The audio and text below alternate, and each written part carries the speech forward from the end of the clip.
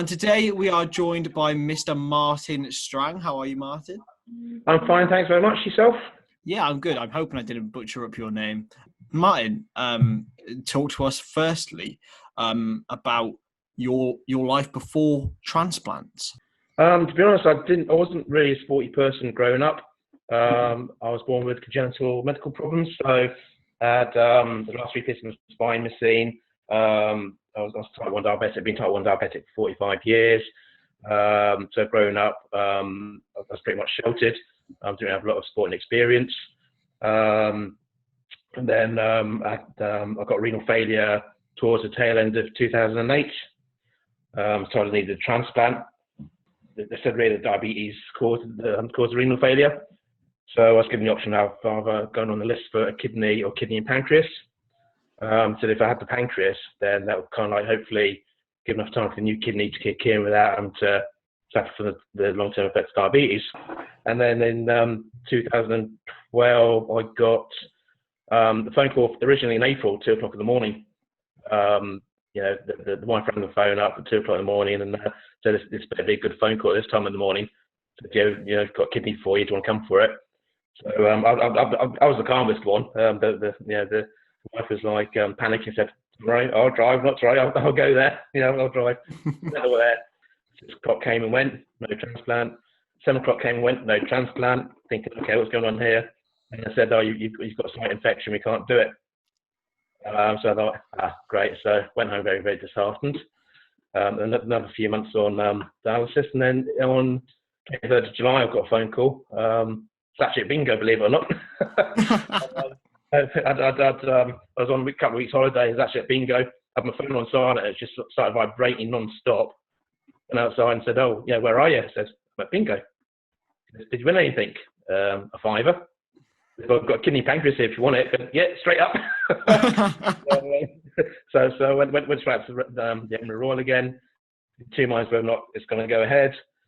I had like a dialysis session to clear body of toxins for each transplant. Got wheeled into the anaesthetic room. That's pretty much it. And then woke up on 24th of July with new kidney, pancreas. All comes in, all works fantastic. And the biggest life changer for me at the time was I wasn't diabetic anymore. So, after 40 odd years, no insulin, no blood sugars, absolutely fantastic. Yeah, I mean that's a brilliant story because it obviously ties in with your diabetes as well, something that you'd experienced your entire life, and it's just gone. That must have been a real big relief. So talk to me about mentally when you first got rejected. How did that sort of make you feel, and how did you bounce back from that? It's really hard to say how you feel, and I think fellow transplant patients who've actually been through that, this patient's been through that. 2, 3, 4, 5 times, about the call and it's been rejected. For me, it's like all the build up, all the waiting in the waiting rooms and stuff, thinking what's going to happen, is it going to work, what if I reject? The main thing that went through my head was, if I get it and I reject, what's going to happen? And obviously to be told, sorry, it's not going ahead just because of a small infection. My thing as a doctor at the time was, "Give me antibiotics, it'll work, it'll be fine," And they're like, "No, we can't." I said, "But you give me antibiotics anyway." "No, you've got to be pretty much clean before we put it in." That's great.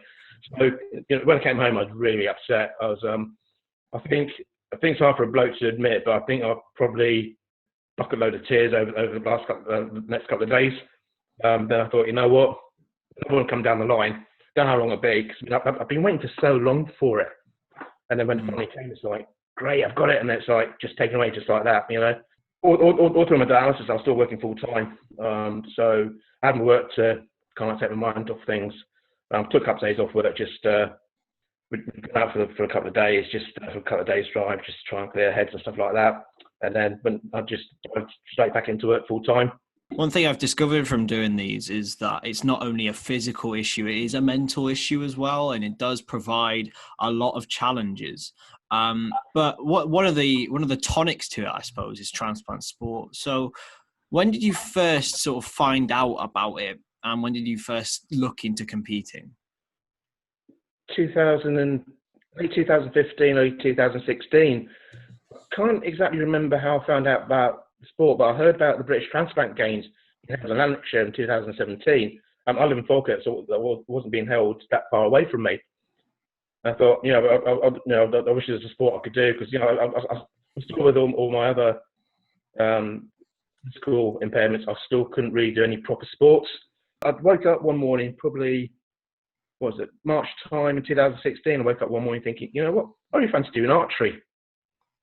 And, the wife and the parents are thinking, archery? Yeah, okay, you've already tried golf. All right, fair enough, try archery then. So I went for a beginner's course. I told the instructor then that, I wanted to do the Transplant Games, and said, right, okay, the idea is to do a beginner's course, and then what you do, you get on a waiting list for a club who will try and speed that up through for you. So I joined the club in the May of 2016. Started doing archery. I entered my first Scottish competition in November as a novice and won a silver medal. And I thought, that's great. I like this. A few medals later, and then I thought, well, enter the Transplant Games, I need to be part of a team. So that's around, and I found out about the Edinburgh Transplant team. Really, really great team, really close-knit team. Spoke to a guy called Frank Clark, who I don't know if you've spoken to him yet, but he's an absolutely amazing bloke. I think he's done about 50-odd Transplant Games throughout his lifetime. So I've got into the Edinburgh Transplant team, and I met everyone there. And then in 2017, entered the Lanarkshire Games and won a gold for my age group in archery. So, I was well chuffed with that. Especially going from sort of, because we've talked to people who've done sport their entire lives, and for yourself, you didn't do it until later on. It must have been sort of not semi-surprised, but kind of like that when you first encountered it, and you're actually very good at it. Unlike most sports, archery is like an all-inclusive sport. So you've got people in wheelchairs. We've got a guy in Scotland who's only got one leg. You do archery no matter what your physical condition is.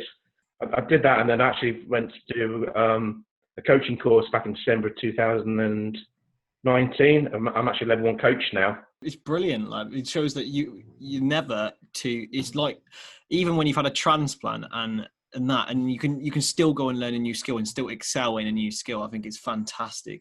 Talk to me about sort of the community of transplantees and how much they've affected you in a positive manner. The community itself, if you look at the British Games and the World Games, I was actually, I was chuffed a bit to do the European Transplant Games in Sardinia in 2018. And, to come out of Transplant Sport Team GB, to wear like a GB shirt, it's like the pinnacle of everything you've gone through. It's like, what, I've gone through this, I'm doing this. But to go to Europe and compete with 300 odd other athletes that have all gone through exactly what you're going through or been through, the camaraderie is absolutely fantastic. You get a bit of competitive banter and we're going to be that sort of stuff. At the end of the day, it's all about celebrating on life. To me, you're not competing for yourself; you're competing for your donor and your donor's family. I was actually lucky to meet my donor family last year, and I found out about my donor Toby. So I've with it being archery, I've actually got I had an arm guard made up for Toby's in honour of Toby. I've also got my quiver belt made up for in honour of Toby. So whenever I shoot, it's because of Toby. I'm pretty sure that every other single athlete that does a sport, they're doing it for their donors, their donor family, and to say, you know what, because of the gift of life, we're here, we're competing, we're showing the world what we can do. Yeah. And it's just an absolutely fantastic feeling. It all came about because the Donor Family Network do a donor memorial service at the National Arboretum in Ours in September every year, right? I'm not sure if you've been to the National Arboretum, but absolutely peaceful place. And the Donor Family Network have actually got a donor memorial up there now. It's a butterfly of life, really nice memorial. So I went to the first one back in 2017, right? In the hope that I'll meet my donor family. I had no idea who they were, no idea what they looked like. Just thought, perhaps someone might just stick out in the crowd, and but while I was there, I asked kind of people, well, do you know anything about a donor family that had a son called Toby, no, don't know about that. So, that's fair enough. So anyway, I missed the one in 2018 because I was doing my level 1 archery course. So I'd come out of the archery course and I found a photograph of my donor family by the memorial. I'm like, oh, okay, that's them. They're there. I've got a message through Facebook from Toby's mum saying, look, we came to see you. We didn't realise late notice you had to pull out. Doing my few messages through Facebook. I thought, yeah, great. So did that and found out a whole lot about Toby's interest and all that sort of thing. But before that started, I'd actually sent a thank you card to my donor family. My first holiday was back in Italy in Lake Garda. So I took a photograph of sunset in Lake Garda, sent off to them a thank you card saying thanks. Thanks for the gift of life, it's what I've been able to do now, blah, blah, blah. I've got a thank you card back probably about 6 months later because it's got to go through all the system and things like that. So I've got a thank you letter back, and basically the similarities were absolutely amazing because one of his last holidays was Lake Garda. I just bought myself a motorcycle after a transplant, and he just passed his motorcycle test. It's like, the similarities are absolutely fantastic. And then going down to when I got selected for the World Games, went down last year to one of the training courses. The ex-wife phoned me up and said, Sally's just phoned up, just put a message on Facebook. She wants to meet you today. I'm like, okay. I'm driving down from Scotland to Coventry, like. So I phoned her and she goes, look, whereabouts are you? So I told her I was somewhere just near the borders.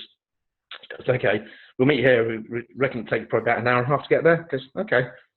So it's a hotel just off the junction by Liverpool.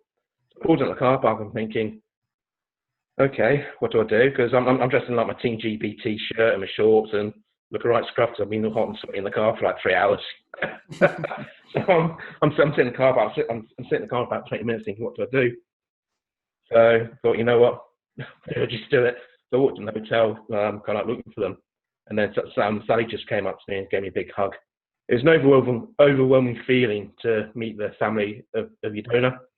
And to sit down over a coffee and chat about him and talk about him, and we're good friends now on Facebook.